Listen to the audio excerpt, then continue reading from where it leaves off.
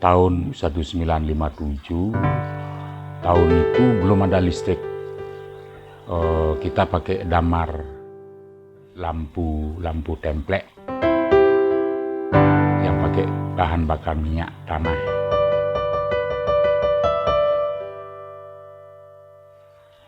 Suasananya seperti pedesaan itu.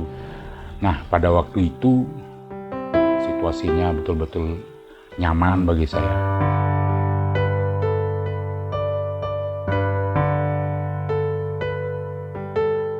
Sekitar tahun 60-an, sepanjang jalan ini dulu adalah pohon kelapa.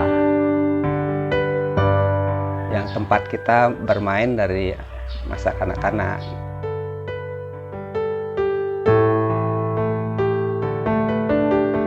Jadi bermain di sawah, hamparan sawah, ya kita mengalami peristiwa seperti itu.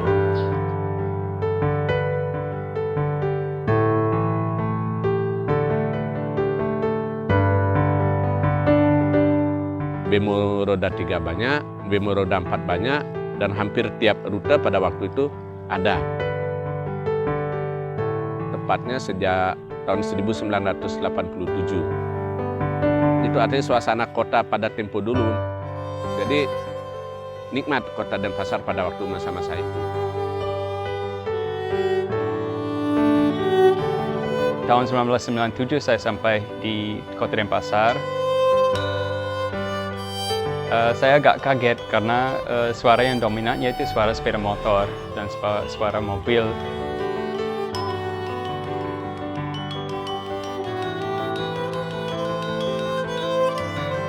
Puri itu didirikan di utaranya, di Den itu Den utara.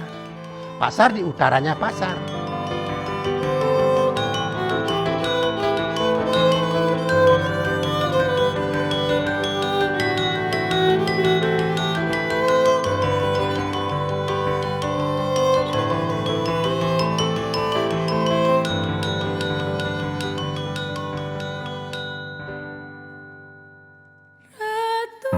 Awalnya ada dua pusat kekuasaan. Satu di Puri Pemecutan, Keraton Pemecutan. Yang kedua di Puri Alang Badung. Keraton Alang Badung itu Puri Ksatria. Yang lama, bukan Ksatria yang sekarang. Puri Ksatria yang lama. Dari penguasa Puri Ksatria itu muncul penguasa baru yang berasal dari Puri Kaleran Pemecutan, bernama Gusti Ngurah Made. Karena di Pemecutan sudah ada raja di sana, maka Ngurah Made mengalihkan perhatiannya ke Puri Ksatria itu.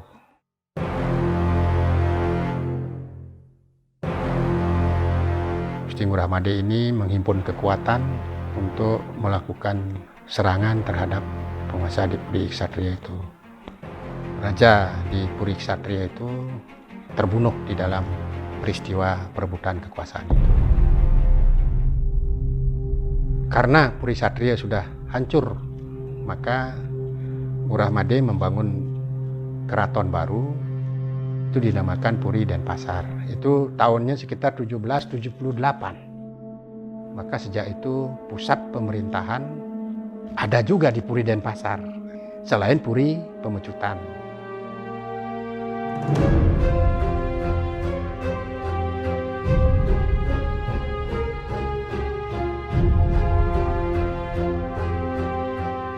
Belanda menguasai kerajaan Badung ini, lalu Belanda menempatkan aparatnya di bekas Puri Denpasar itu, dijadikan sebuah kantor Belanda, kantor Abdeling Zwit Bali. Kemudian Belanda menempatkan sebuah jam, perempatan itu ditaruh jam, dan kilometer, 0 kilometer. Ketika Republik ini berdiri, barulah itu jam itu dipindahkan, dibangun caturmuka.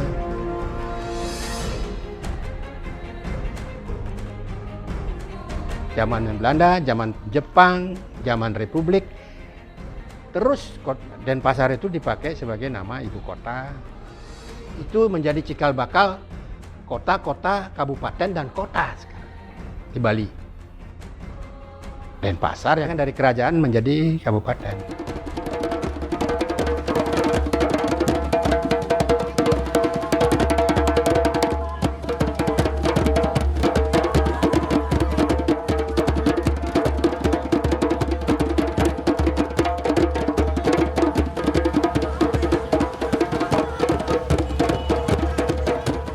Dari Denpasar saya suka keaneka ragam kesenian Denpasar.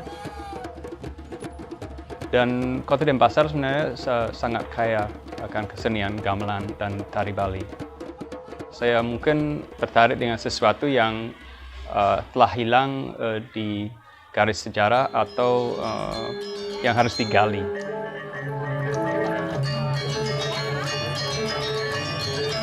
Sempat saya dengar gamelan Bali. Dan karena ritmenya lebih dominan, saya akhirnya lebih tertarik dengan gamelan Bali.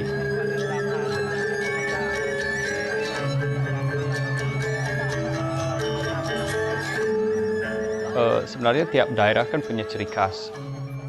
Terdapat banyak sekali jenis kesenian yang termasuk yang langka. Yaitu topeng Panco, topeng Pajagan, barong landung,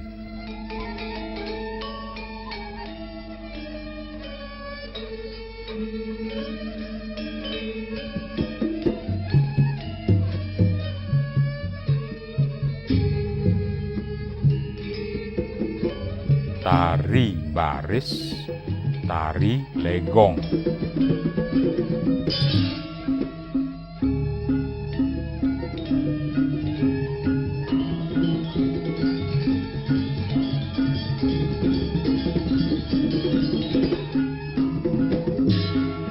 Sungguh sangat-sangat memikat ya.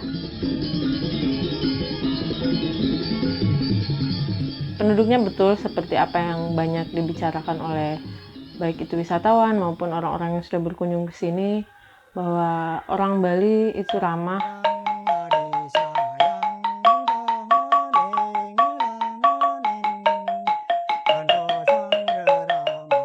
Saya senang memperhatikan mbok-mbok yang membawa canang untuk didoakan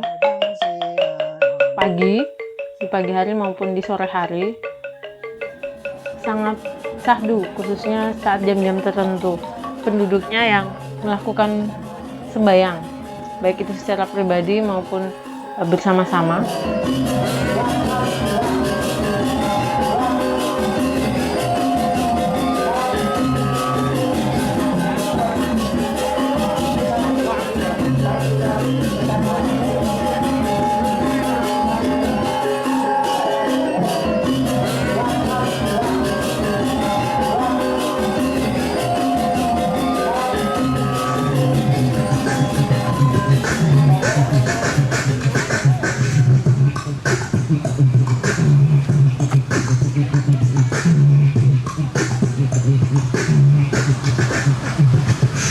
Saya suka tempat-tempat hangout-nya, tempat-tempat nongkrongnya, tempat-tempat di mana kita bisa kumpul sama teman-teman, kumpul sama keluarga, jadi banyak pilihan.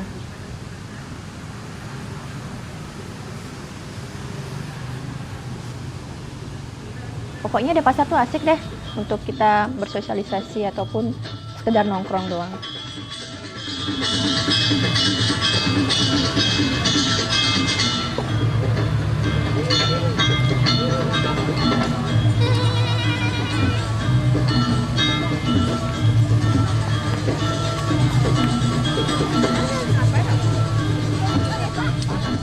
Di sela-sela waktu kita nongkrong, pasti ada aja waktu buat saya ataupun teman saya itu mengambil handphone lalu mengecek media sosial.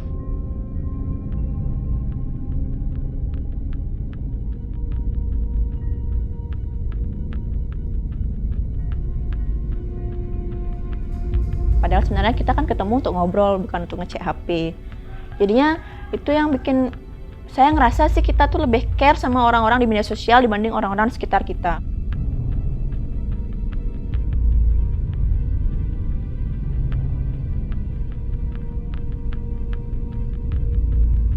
Bali sekarang sudah tidak akrab lagi.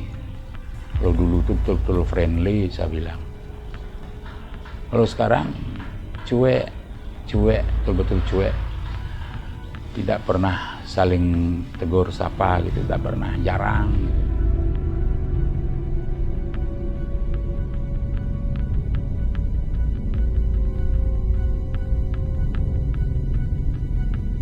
Saat ini rasa individualnya tuh semakin tinggi karena orang-orang mulai sibuk dengan urusan pribadi masing-masing.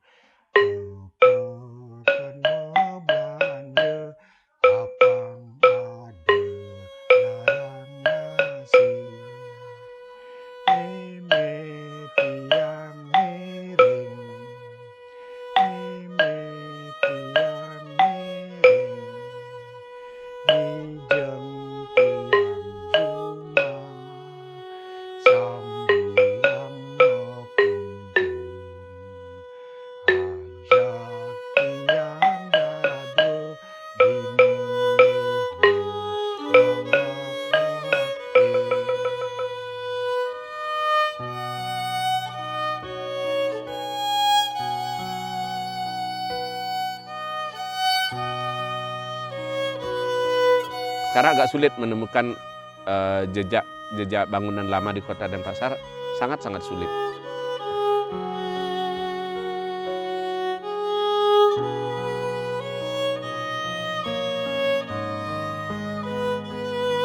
Jadi banyak dulu gedung-gedung atau bangunan-bangunan kuno yang sebetulnya punya nilai historis, sejarah Kota Tua Denpasar, itu ternyata sudah dengan cepatnya berubah menjadi bangunan-bangunan baru.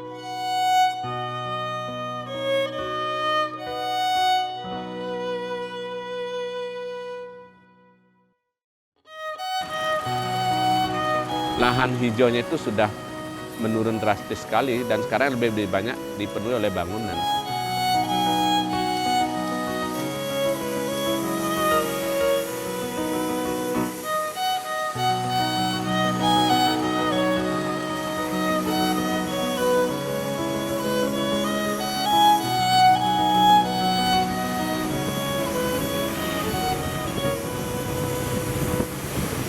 Kemacetannya juga nggak tahu sih masalah apakah jalannya, apakah orang-orangnya yang tidak mentaati peraturan.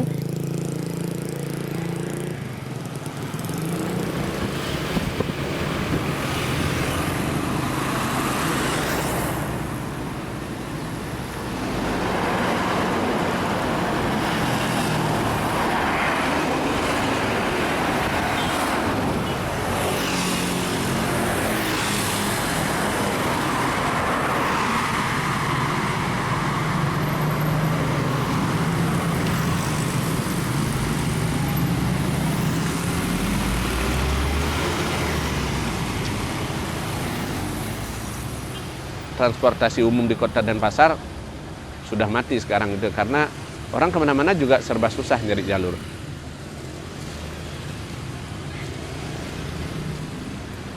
Bersama dengan kemacetan, masalah sampah dan pembakaran sampah itu masih menjadi masalah utama.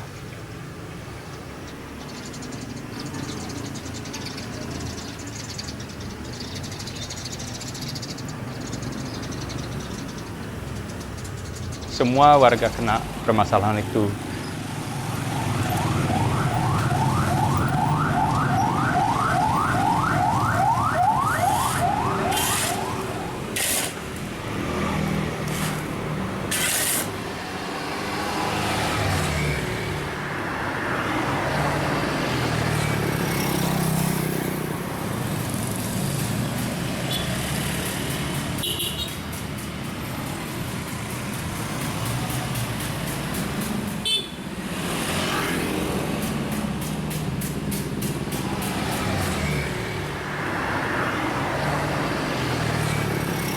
Permasalahan kependudukan juga menjadi sangat rawan sekarang di Denpasar.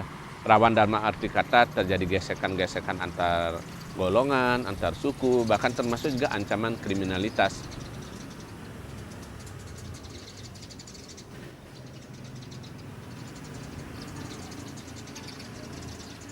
Denpasar sekarang pada beberapa sisi masih bisa dinikmati juga.